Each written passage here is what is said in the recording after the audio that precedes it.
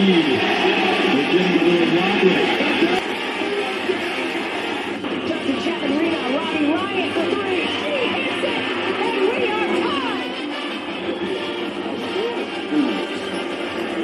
three.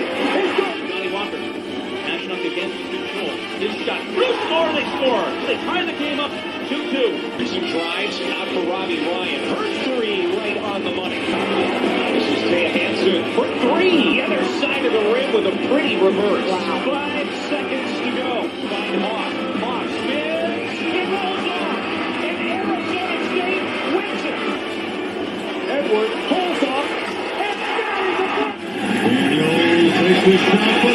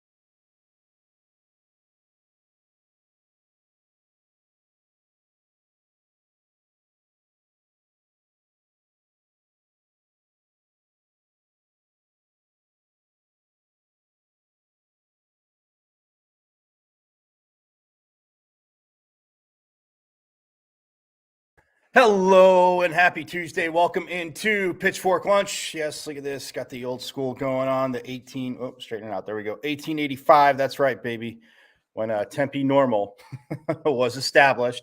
Yes, we all know those people from down south love to try and throw that in, but you're not really offending us. But hey, that's okay. We get it. We know where you're at.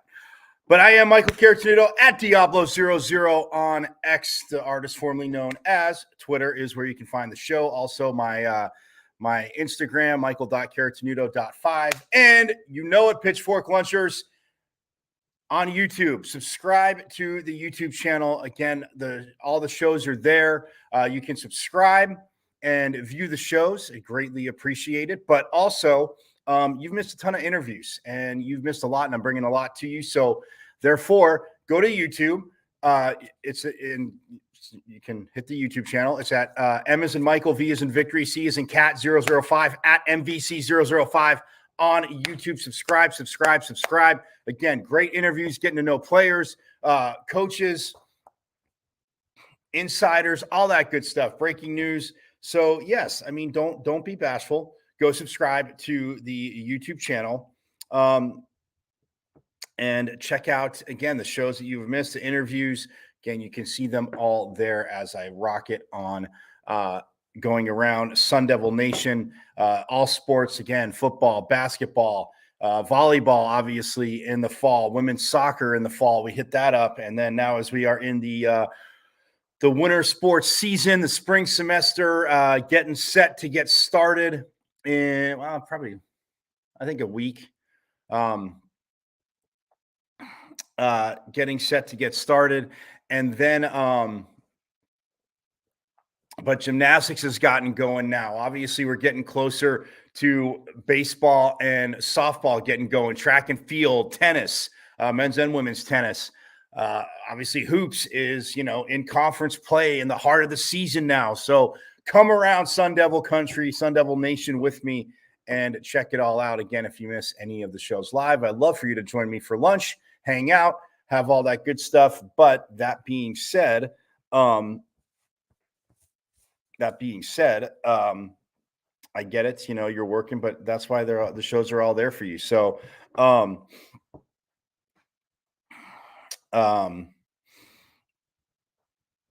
yeah, so we're going to talk some hoops today, some gymnastics.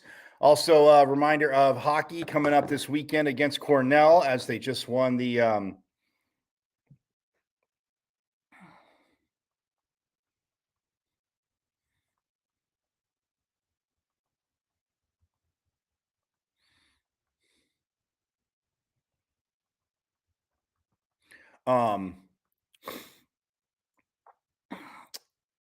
yeah, we'll talk some hoops, and then gymnastics. Like I said, they started their season. Get you updated on that. Tennis, like I said, going to be getting going pretty soon too. Wrestling, of course, in the heat of that, and hockey as well. So I mean, yeah, we got it all for you. We are working on all of it. We are working on all of it.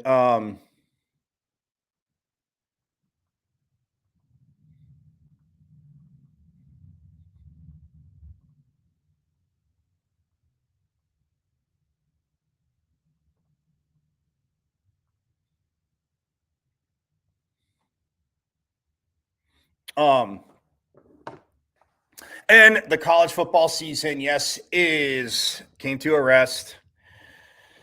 My pick didn't come to fruition, but I mean, it was a good game. And I mean, you see the final score and thinking, oh, and yeah, Michigan got off to a fast start.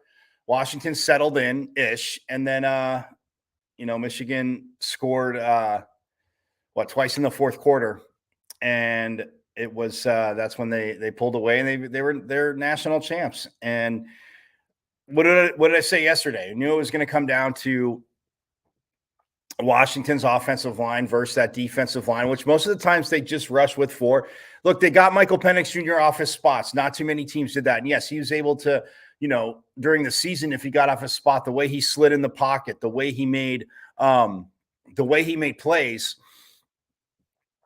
and downfield and hitting those receivers. And early on, it was kind of a surprise that big play wasn't there. It was a BS crap holding call. There was 3 on Michigan that you saw on replays that were absolutely blatant holding. I'm not talking about the maybe you could have called it there. He was inside the body frame, but he had a fistful of jersey. But come on, if you watch the game, that crap holding call against Washington on that big play, you have got to be kidding me, because Michigan's were much more egregious than that. And of course, because they don't want the officials to be a part of the game in a huge way, that didn't get called. The 2 of those didn't get called. And I mean, they were just absolutely blatant on Michigan. And yes, would it have changed the game? Well, on that deep pass, I don't know. They're in the red zone. They had momentum right there. They may have scored. But yeah, overall, I mean, Michael Penix Jr. Did throw 2 interceptions to 1 touchdown, which is something in the last 2 years that, we haven't seen at Washington from Michael Penix Jr. Had a phenomenal season, phenomenal 2 years there. He toughed it out. He definitely tried to tough it out, y'all. And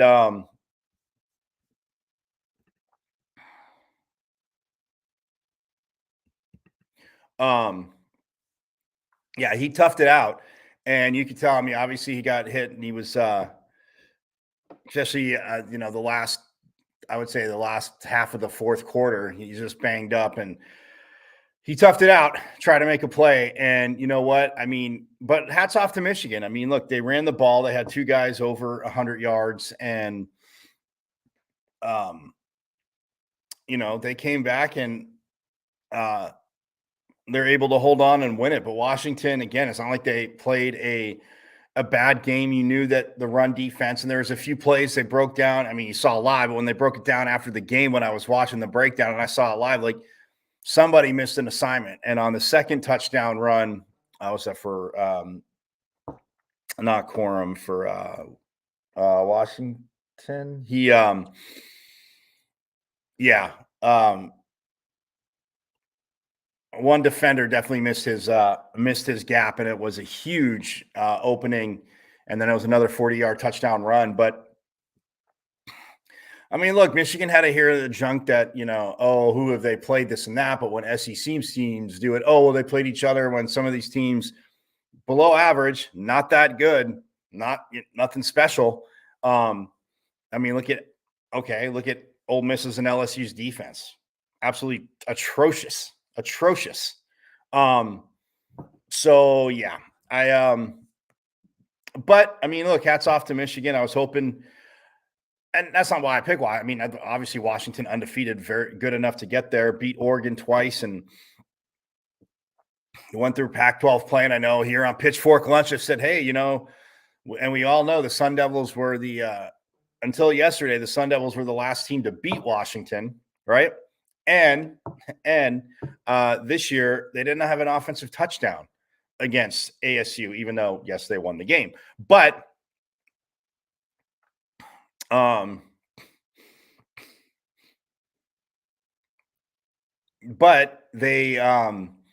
I mean, look, it was a hell of a game. If you saw it, I'll dive into a little bit more of it later on. And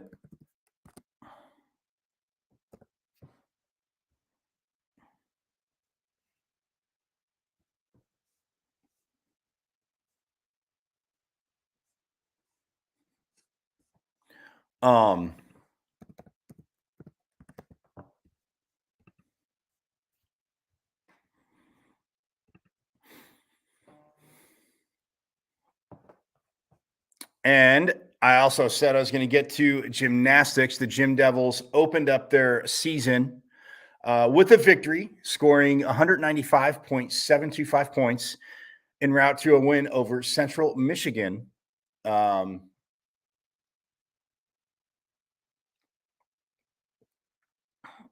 Monday night, last night in Desert Financial Arena. So the gymnastics season has started, and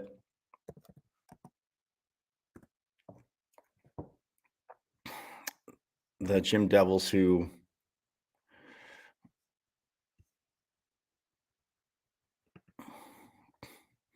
are now 1-0,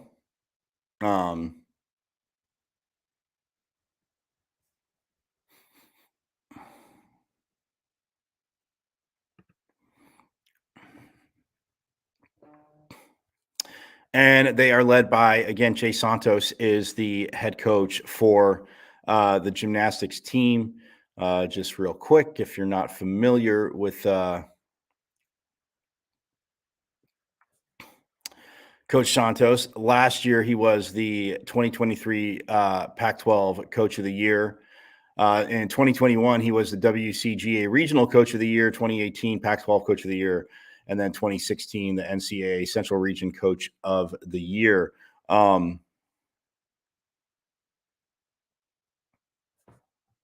This is his 8th season now as head coach. Last year, they finished the 15th ranked, again, just to give you some cliff notes.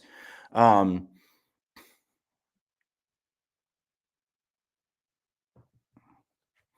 they finished, final rank of number 15 in a team national qualifying score of 197.105. This is the third time ever that ASU ends the regular season with an NQS over 197, 2 of which have been with Coach Santos as the head coach here in Tempe. They did go to regionals last year for the 5th straight year, advancing to the regional finals. The team had an 8-meet streak of scoring 196 points or better, which for those not familiar with gymnastics, and even if you aren't familiar with gymnastics, I'm guessing you can tell that's really, really good. But yeah, an 8-meet streak of 196 or more, or 196 or better throughout the regular season. which last year was highlighted by a 3-meet winning streak where ASU upset then number 4 Utah, set a program record score in a win over Washington, and dealt then number 11 Oregon State its final loss of the season. And the team, like I said, finished in the top 20. They were at number 15. But he helped the team finish the season ranked in the top 20 on all 4 events, and helped Hannah Scharf, who had a hell of a season, qualify as an individual in the all around to nationals. So,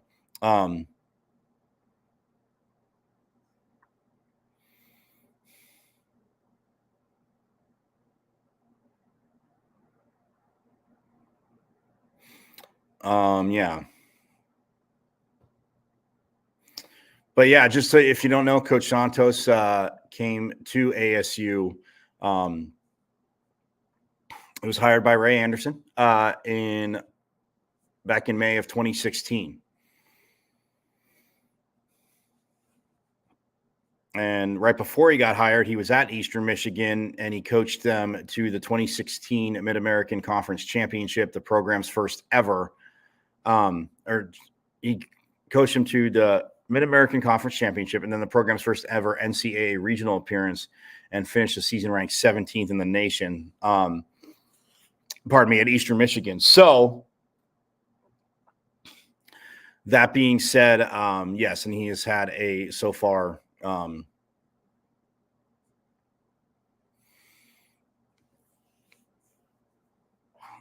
You look at where he started at 2017, they were 1-11. And then in 2018, they jumped from 1-11 to 8-1, where they finished 6th. Well, they finished 8th in conference the first year, 6th the second year. Then in 2019, they were 11-10. And they finished 5th in conference. In 2020, when the postseason was canceled due to COVID-19, they finished 7-6-1, and they were 4th in conference. And then in 2018 regional, they finished 3rd in regionals. In 2019, they finished 7th. In 2020, it was canceled, obviously, because of COVID. And then in 2021, they were 5-5. They finished 4th in conference, 2nd regional finish in second place of the regional finish, pardon me. And then in 2022, they were 6-4. They finished 5th in conference, and then 6th at the regionals. And then in 2023, like I said, 7-6, 5th in region, or 5th in conference, 2nd in regionals, and then 4th in regional final finish. So not too bad, Coach.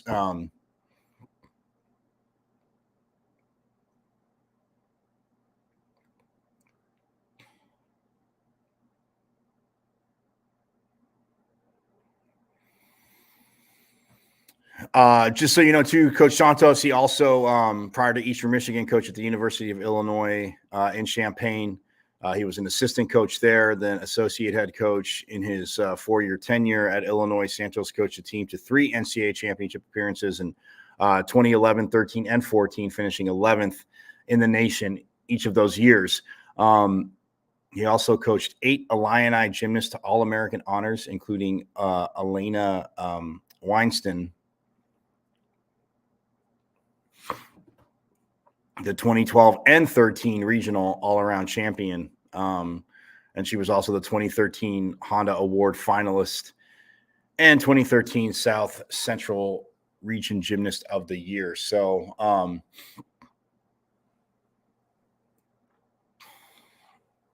yes, he is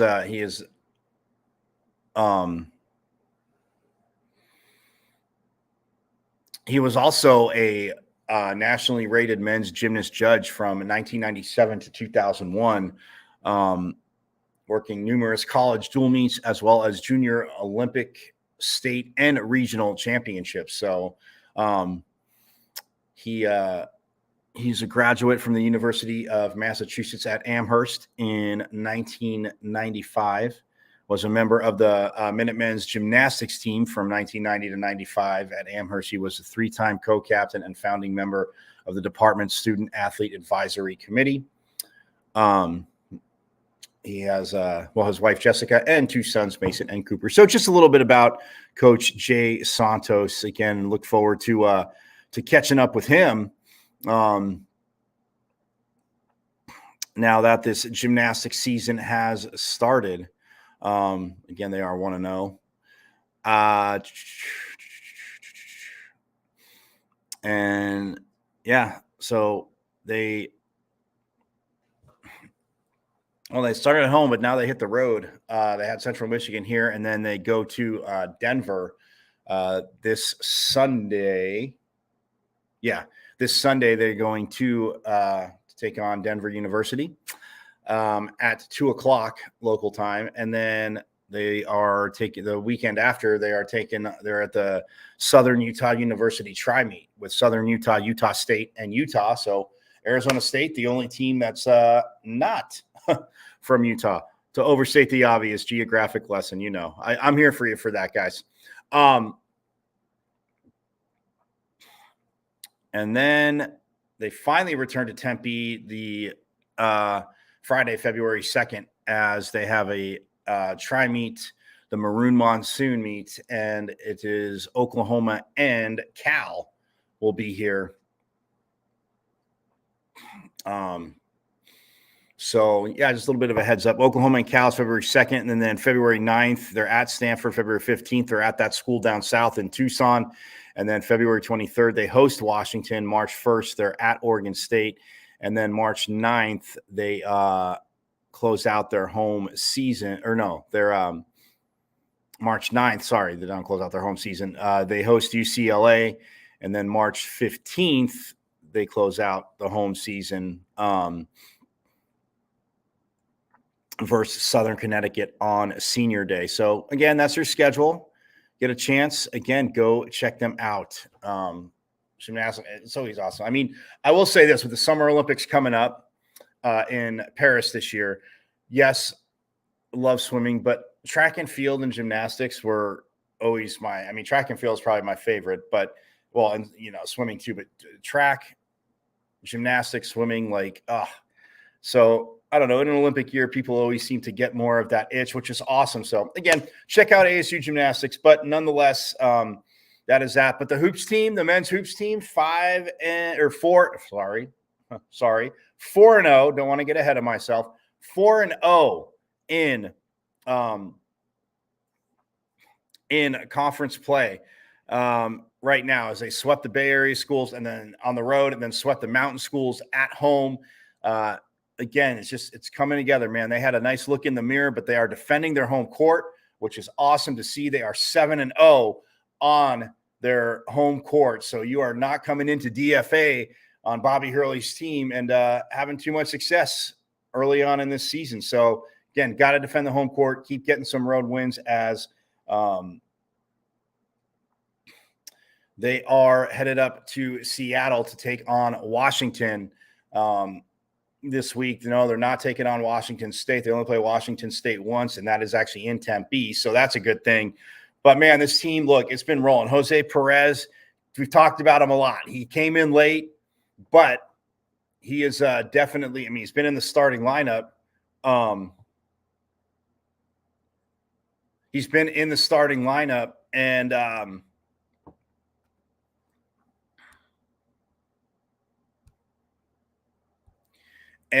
man, he has just been money.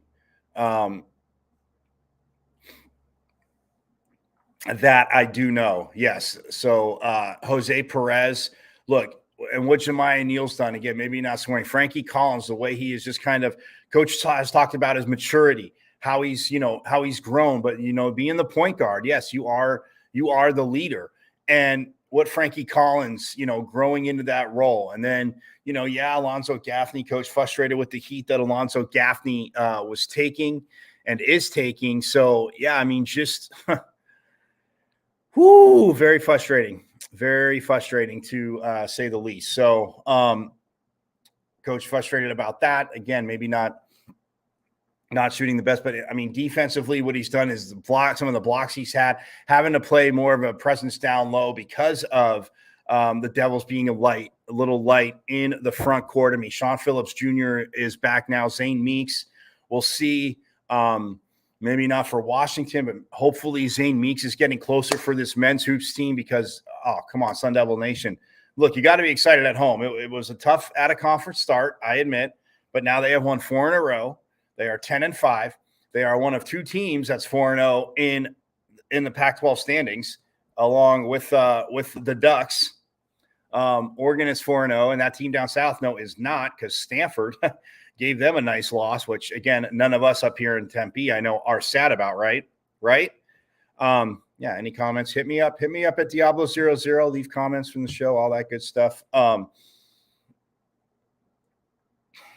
So, yeah. But, yeah, look, this is a team that Bobby Hurley, again, you sense the frustration, especially the way they lost that. Go back to when they lost the USD game before the new year, before the holiday break. And go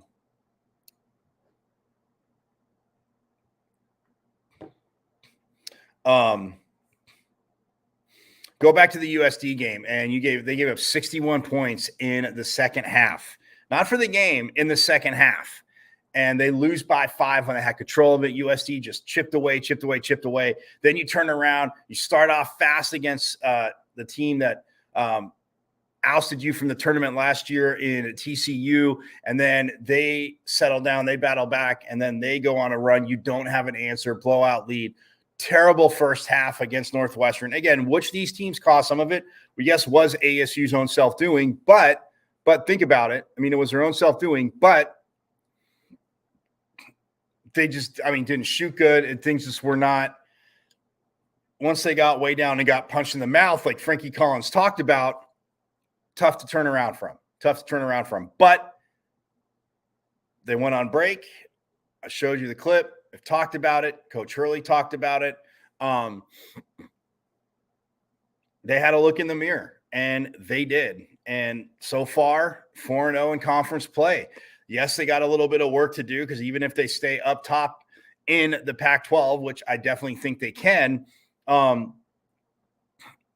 got to keep defending home court and get some wins on the road, and somehow find a way for hopefully other teams to get into the top 25, like Oregon, and beat Oregon, split with Oregon, beat that team down south twice, because that is my attitude. Will that be a tough challenge? Yes. When that comes, we'll get to it. So yes, on the men's side. On the women's side, they just went toe-to-toe with Colorado on Sunday, the number 5. They lost to Utah and Colorado, but they held Utah to 58 points, kids. 58 points. Utah averages 91 points a game. And yes, for those of you that were there, those saw Utah's leading scorer, Alyssa Peely, did go out. She got banged up. They kept her out. They were up by a lot. She never came back in the game, but she did start in Tucson on Sunday. They beat Arizona on Sunday as well, did Utah. So, but for Coach Adair, the effort's there. It's the one quarter. In Utah, it was 2 quarters, because they scored 7 points in the first and second. The second half was so much better. Against Colorado, they scored 7 points in the second quarter. Every other quarter was good. They got to within 10. The effort's there, and that's what she talked about. I asked a question. I was like, I know, if you knew what it was, it's not like a magic, you put your finger on this. Yes, there's a team doing something else, but it's not that it's not effort. It's not from effort, and it's not from the quality of shots. It's breakdowns at the wrong time that just seem to hit the Lady Devils in one quarter. But again, Natasha Adair has been battling injuries. Maggie Besselink, as I mentioned, has not been in the last few games. So, but they're hoping, from what I can tell, that they can get her back. I'm not going to say this. Maybe this weekend.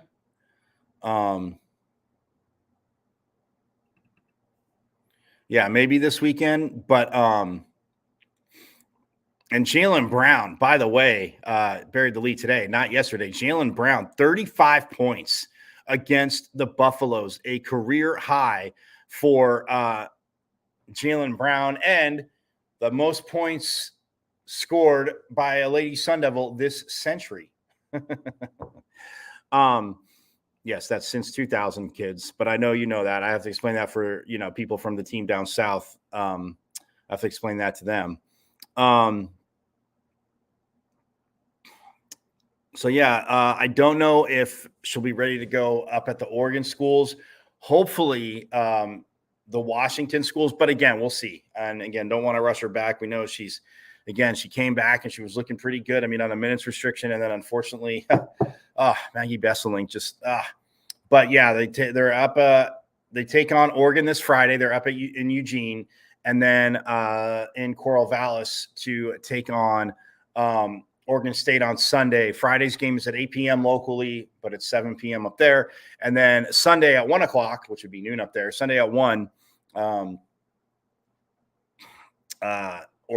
They'll be taking on Oregon State, and then they remain road warriors. They go right back up to the Pacific Northwest the next weekend as they are in Pullman first to take on Washington State, then Washington. So hopefully Maggie Besselink back then. But man, Jaylen Brown, I mean, just lighting it up. 35 points, and again, that is just absolutely awesome. So I'm going to step aside real quick. Going to take a break. When I get back, I am going to jump into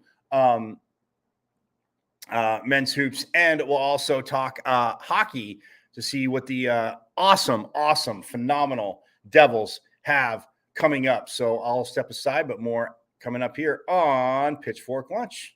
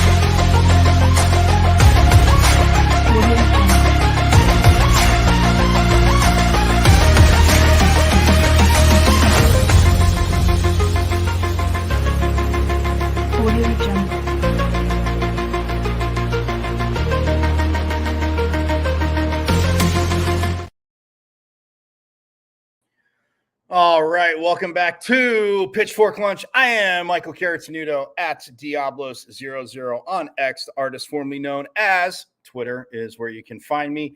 Hit me up there. Any messages, you can check out the show. Also live on my IG at michael.caratanudo.5. And you know it, Pitchfork Lunchers. Go subscribe to the YouTube channel. It's at M as in Michael, V as in Victory, C as in Cat 005 at MVC005 on YouTube. Subscribe. The shows are there. Again, you can check them out, share them, binge watch, all that fun stuff. Because again, there are a ton of interviews that you have missed that you might want to go check out. Again, getting to know coaches, players, again, all that good stuff, and more of that to come as we roll into the spring semester and winter season sports, but we roll into the spring semester and all the sports coming up. So that being said, again, at MVC005 on the YouTube, subscribe. But yeah, men's hoops, by the way, it is, a team, like I said, that is 10-5. They are on a 4-game win streak, and baseball's going to be getting going too. So we'll be out there more. Anyway, I digress. But yeah, men's hoops, again, a 4-game win streak as they are 10-5 overall.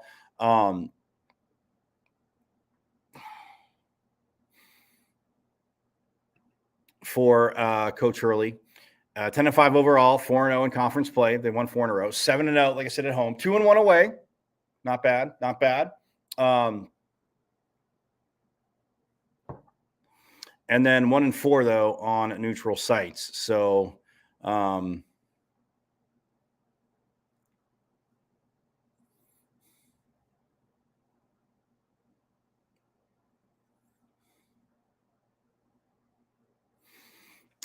yeah, but just their last 4, again, starting conference play, they beat Stanford 76-73, battled all the way back from 16 down to beat Cal. Frankie Collins, 25 points that game, but they beat Cal 71-69, had control against Utah, beat them 82-70, and then held on to beat a very good Colorado team, 76-73. Up next, like I said, Thursday, they are taking on the Huskies, as they will be up in Seattle for the last time as Pac-12 foes. And that game is at 9 o'clock locally. It's on FS1. Also will be on ESPN 620 AM and Sirius XM 385. Just giving all Sun Devil, you guys in Sun Devil Nation, a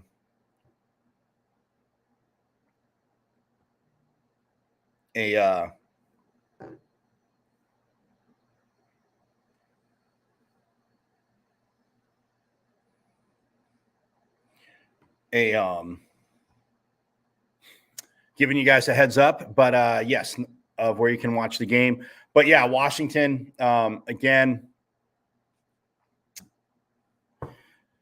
you know, they have to go up there. And for ASU though, looking at it, I mean, Pac-12 standings for the men's side real quick, just in case you missed it yesterday. You guys know I always got you covered.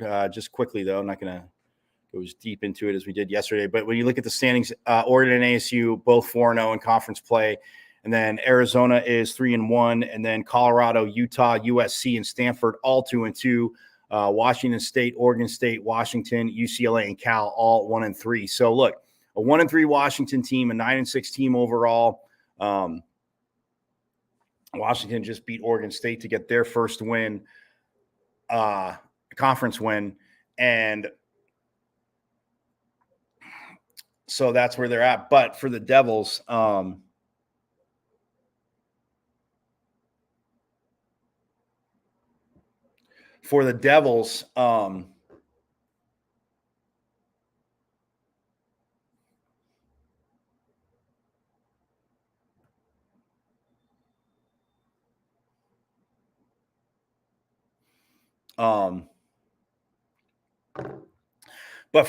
look, I mean, you got to go up to Washington. You know, yes, you've won at Cal and Stanford in the Bay Area. You got to go up to Washington. It's one game.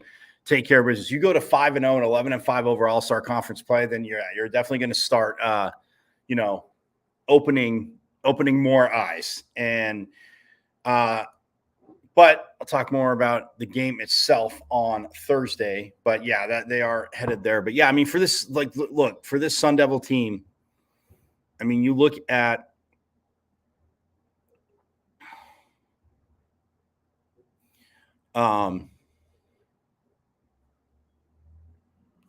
you know, total points per game, or they're averaging 69.4, and their opponents are literally averaging 70. So, I mean, that right there in and of itself, and these last few games, I mean, that's come to fruition. You're keeping your points around. You're keeping your, you know, you get your opponents to drop a little more than that, and you're going to find yourself in position like they have been to win a lot more games. You know, and in Sun Devil Nation, yes, also going to that, we want BYU and Northwestern and TCU to win some games, to win a good amount of games this year. Sun Devil fans, it's going to be tough, but I think, you know, the more they win, and especially the way they played, you know, second half against BYU, heck, even Vanderbilt can win some games. But I mean, look, individually, when Frankie Collins, again, leading the team in scoring, averaging 13.7 points per game. Adam Miller's played 6 games, and he's averaging 13.2 a game. 16 points in that first half against Colorado. Starting to find his shot. And which, again, he was practicing, got to play over the summer with the team. He was there when they went to when they went to Europe and they played. But yeah, Adam Miller, 13.7 points per game for Collins, 13.2 for Miller, Jose Perez at 12.4, and Jemiah Neal at 10.8. You love seeing that. You have 4 guys averaging double digits in scoring, which the more the merrier. Alonzo Gaffney, he's right there at 7.4 points per game.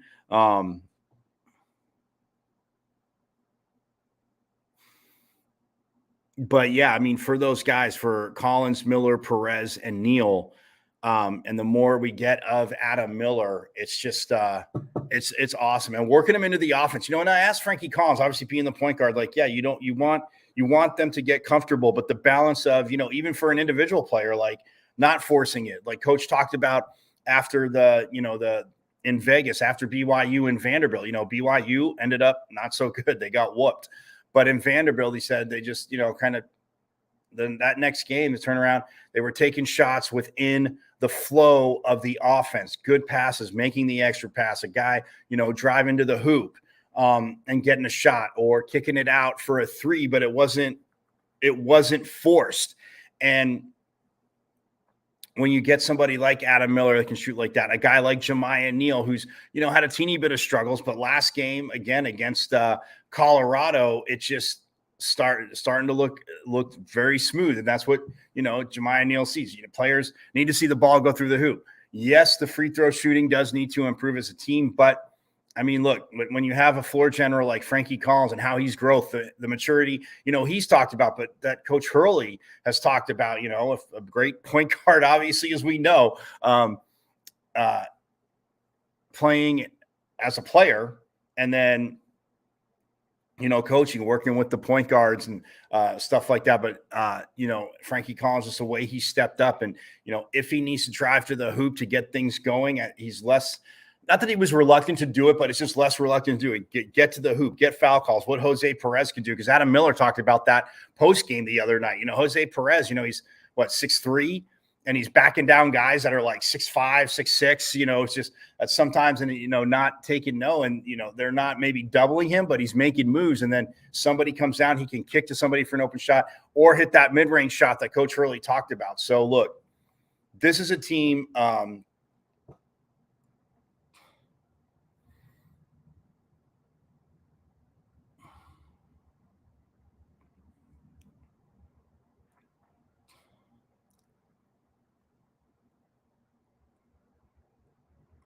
but this is a team, again, they find themselves like that. And look, I mean, they got work to do. Again, believe me, because the ATA conference, they had a challenging schedule, and yes, you did need to win more of those games. I do not disagree at all. I do not disagree at all. The neutral site ones, you open up against Mississippi State, both teams playing in Chicago for the Barstool. It was tough. But look, Coach Hurley, what they can do now, and you see the growth. I mean, you've seen the growth of Frankie Collins and Jemiah Neal, even last season. But, man, it's a hoops team. I cannot wait to have talk with more of them as the season goes on. But, yes, they are up in Washington as they get set to take on the Huskies on Thursday. Again, 9 p.m. FS1, 9 p.m. local here. It's 8 o'clock up there. So, yeah, stay up a teeny bit late on Thursday night, y'all. But yeah, I mean, let's look for Alonzo Gaffney and Kamari Land's off the bench too. I mean, he hit a few shots and take as many, but Kamari Land's and Brian Celebonge too. I mean, with Sean Phillips Jr. back, it's like a little bit less time, but for Bryant, that energy, you need to get that energy on the floor. And it's a good problem for coach to have within the rotation and the depth. But Celebonge, to me, has definitely earned minutes. And, when he's in there, he's doing what he needs to do, getting down low. I mean, he's averaging he started 5 games. He's played in all 15. And, he's averaging 5.5 points a game and 4.4 rebounds a game. So, I mean, it's, and it's he's doing what he needs to do. He's helping the team out, but he's bringing energy. Frankie Collins also 47 steals. I think he's third or fourth in the nation. I will let you know that tomorrow. But yeah, he's still in the top 5 in the nation in steals. He's got 47, and Jemiah Neal has 18 on the season. Alonzo Gaffney has 16 on the season. Gaffney leading the team, 23 blocks on the season. So again, protect the rim. And as Sean Phillips Jr. comes around too, we'll see how he helps down low offensively, not just offensively, but defensively as well. So again, getting stoked. We'll talk more about Washington Thursday, but yes, that is where they are headed to, is the men's hoops team. Hockey, by the way, during the Desert Hockey Classic, which of course the Devils won, little stat notes from it, which is absolutely awesome. Ryan O'Reilly, Kyle Smolin, and Benji Eckerly combined for 6 goals and 4 assists in a 10-point weekend. All but one of ASU's goals at the Desert Hockey Classic was scored by a third-line player. Those that don't know hockey think, okay, well, third-line player, big deal. That's if your third line's producing like that, like chances are your first and second line, not that they're not producing, but your first and second line have been producing and teams are just getting gas. So that is, look, for Coach Powers, I've talked about it. I cannot wait to talk to these guys and get out there to Mullet Arena even more to see this team, but I've been getting to go back and watch games and just, man, so stoked for hockey. Obviously, it does work in the desert. It does work in the desert, just so you all know. Hockey does work in the desert. And for Coach Powers, I mean, like I said, you look at this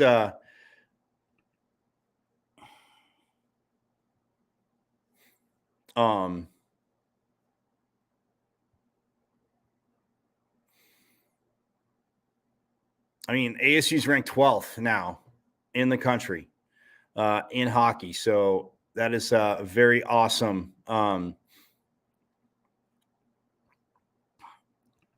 awesome achievement. And again, like I said, they got some road matches, but a lot coming up at Mullet Arena. So get your butts out to Mullet Arena along with me. Hit me up if you're going to be out there.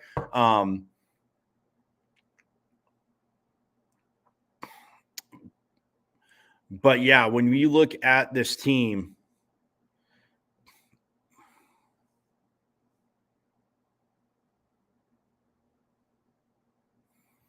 I mean, through the weekend,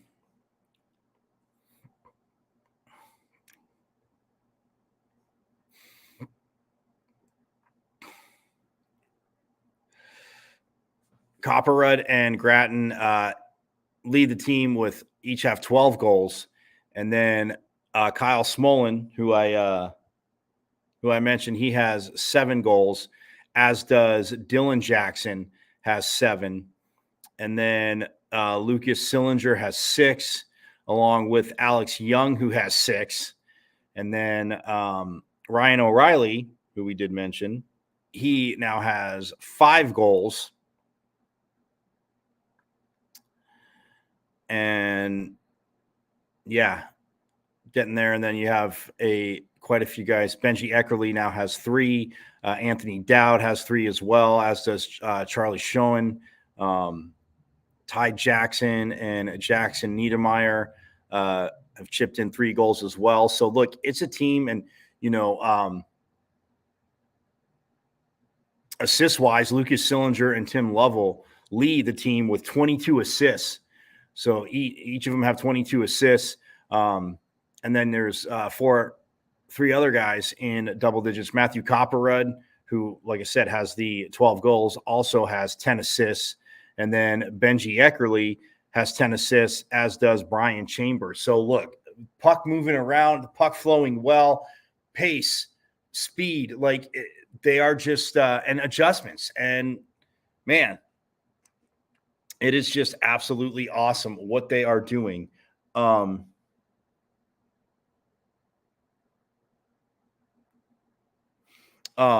It is just awesome what they are doing. So yeah, I mean, absolute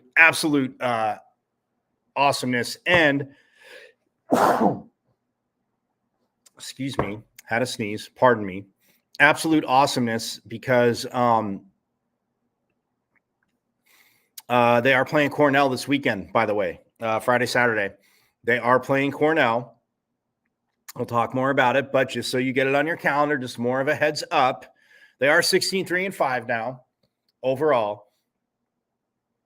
They've won 2 in a row. They are 13. They won more than 2 in a row. They won.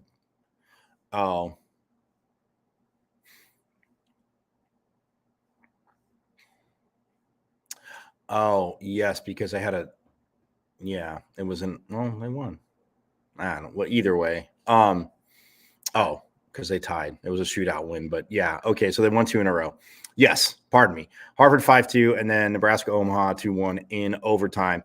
They have Cornell Friday, 7 p.m. Mullet Arena, and then Saturday, the 13th, they have Cornell, but that's at 5 p.m. again at Mullet Arena. So again, Sun Devil Nation, I'll talk more about it. Get on out to Mullet Arena this weekend. No hoops are in town, so you have no excuse. Support this hockey team. They're absolutely awesome, electric atmosphere, and you won't be you won't be bummed. Put it that way. You shall not be bummed about the product out there, which is just absolutely awesome.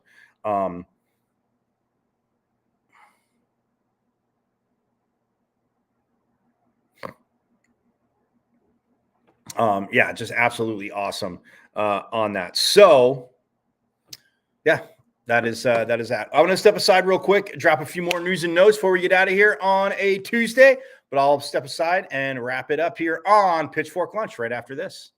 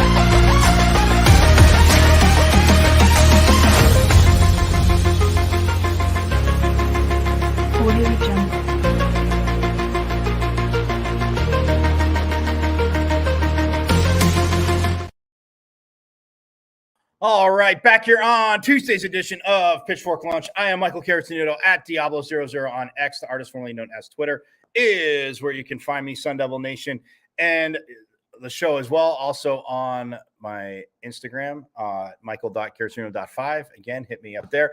And the YouTube channel, you know, Pitchfork Lunchers at M as in Michael, V as in Victory, C as in Cat 005 at MVC005 on YouTube. Go to the channel, subscribe, watch the shows. Again, you've missed a ton of interviews. Like I tell you, all the good stuff that you have missed is up there on YouTube. So again, join it. Go up there, check it out. So yeah, wrap up the show. Some news and notes. Sun Devil Wrestling, by the way, wrestling rankings in the 125-pound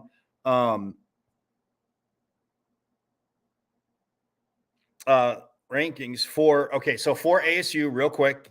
Awesome. Zeke Jones doing a phenomenal job. Again, got to reach out to Coach Jones as again they're rolling and they're going to. It's a month out for softball, baseball as well. Track and field drop their schedule too. So again, I will have all this. Again, we're gonna meet so many awesome athletes and coaches. Do not forget. So make this a daily part of your lunch schedule. Pitchfork lunch, 12 to 1. But yeah, wrestling wise, Richard Figueroa is ranked at 125 pounds, is ranked 10th in intermat, 12th in there's flow wrestling. Julian Chelbove is 23rd in intermat, 22nd in flow wrestling at the 133-pound weight class. Jesse Vasquez is 26th at the 141-pound class, 26th at flow wrestling. 149-pound class, Kyle Parco, 4th in intermat, 3rd in flow wrestling. Ja'Cory Teamer, who we talked about, had a phenomenal meet and has won. He is 5th at the 157-pound weight class. He's 5th in both intermat and flow wrestling.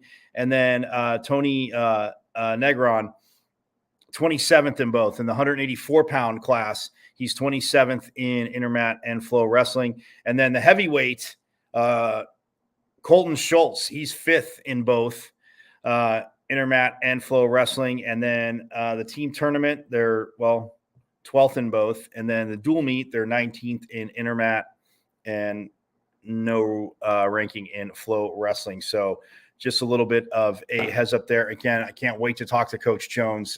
Going to get that all set up. And golf too.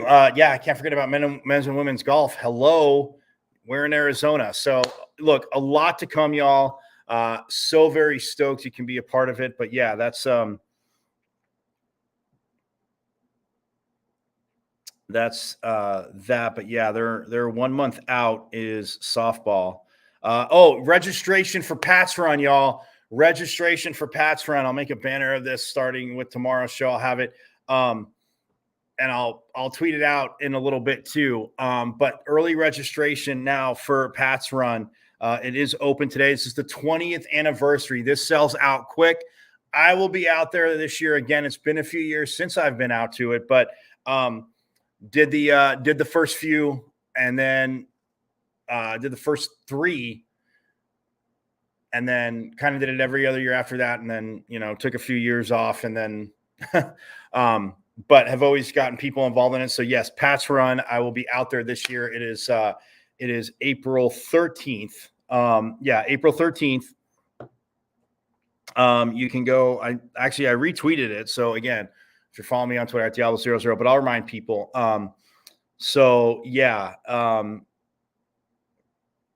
It supports the Pat Tillman Foundation. And then, yes, April 13th in Tempe, y'all. But again, you can start registering now for Pat's Run. Do not forget that. And then also, like I said, the 2024 Sun Devil track and field schedule is here. The success they had last year. Again, so very stoked to see that as well. So Pat's Run, sports coming up. It's all going to be here. Again, congrats to Michigan. They're good old hail to the victors thing. And it's been a minute since they won a national title, but Washington, Michigan, again, solid game. So glad the last year of the 4-team format, no SEC team there, which was absolutely beautiful. And no Ohio State. So yeah, I know I'll be bitter. And no team from down south. So even better, right? Right, Pitchfork Lunchers. But I'm going to get out of here. Everybody have a phenomenal rest of your Tuesday. I will see you tomorrow. Same bat time, same bat channel as we are here. But have a great rest of your Tuesday. And as always, you know this, Sun Devil Nation. As always, forks up.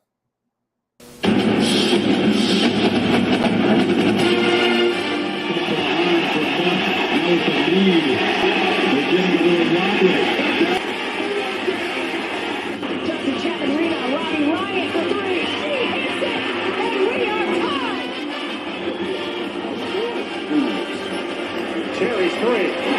Johnny Walker matching up against control. His shot. Bruce score. They score. They tie the game up 2-2. Some drives out for Robbie Ryan. Her 3 right on the money. Edwardson for three. Other side of the rim with a pretty reverse. Wow. 5 seconds to go. Find Hawk. Hawk spins. It rolls off. And Arizona State wins it. Edward pulls off and buries the block. Daniels takes the shot.